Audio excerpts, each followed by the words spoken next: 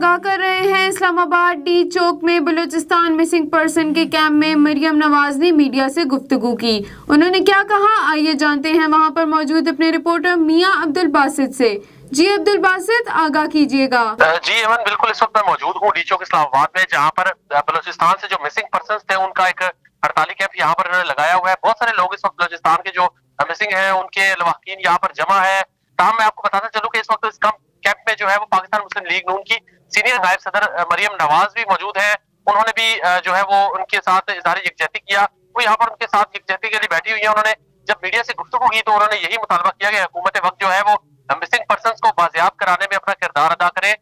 इस अलावा जी उन्होंने ये भी कहा कि इनकी फरियाद सुनने के लिए अभी तक हुकूमती नुमाइंदगान में से कोई भी यहाँ पर मौजूद नहीं है। लेकिन ये बड़ी अफसोसनाक और शर्मनाक बात है कि हुकूमत के वो नुमाइंदगान जिनको अवाम ने मुंतखब किया था उनका यहाँ ना होना और इनके साथ इस कैंप में आकर ना बैठना, यहीं से पता चलता है कि ये हुकूमत जो है अवाम के साथ किस हद तक जो है वो सिंसियर है। अलावा जी उन्होंने ये भी कहा है कि जिनके प्रोडक्शन ऑर्डर्स भी जारी हो चुके हैं, 4 से 5 माह गुजरने के बावजूद भी उन बंदों को रिलीज नहीं किया गया।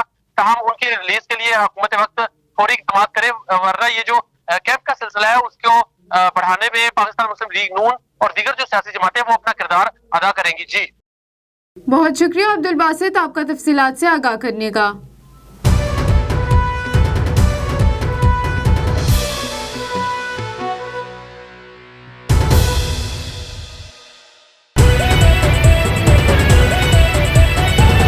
A1 टीवी, सब पे नजर, अंदर की खबर।